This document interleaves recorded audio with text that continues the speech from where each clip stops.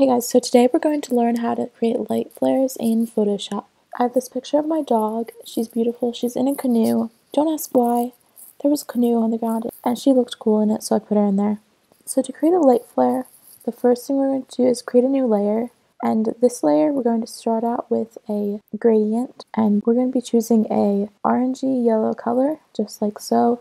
I want it to be pretty light, and set this to foreground to transparent. So we're just going to create a little light flare in the corner. Usually, to be more precise, I'll do this a few times until it looks how I like it to look. So I like how that looks, but I also want to create a different layer underneath it, and this layer is going to be more of an orangey color. See, if you pull it from farther away, it'll be more of a diagonal, but if you do it from up close, it'll have more of a curve. So we want to make this big, and we want to make it have a pretty big curve. And this one, we're going to change the blending mode to soft light.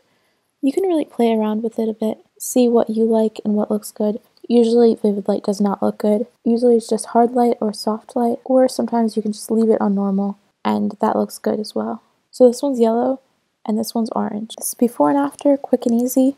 If you want to make it more exact, you can brush off some of the coloring using a layer mask just to make it more normal so it's not totally on her face. So that's the before and after.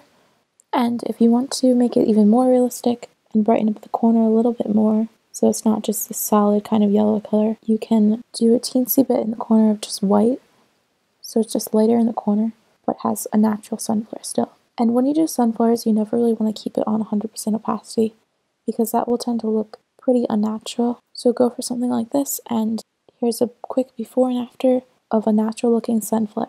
I feel like it just makes her look more golden and beautiful and brightens up the image some. So thank you guys so much for watching. I'll be back with another tutorial tomorrow. Please like, comment, and subscribe if you like this video. Surprisingly, this is not a cat, it's a dog. I do have a pretty great cat montage though.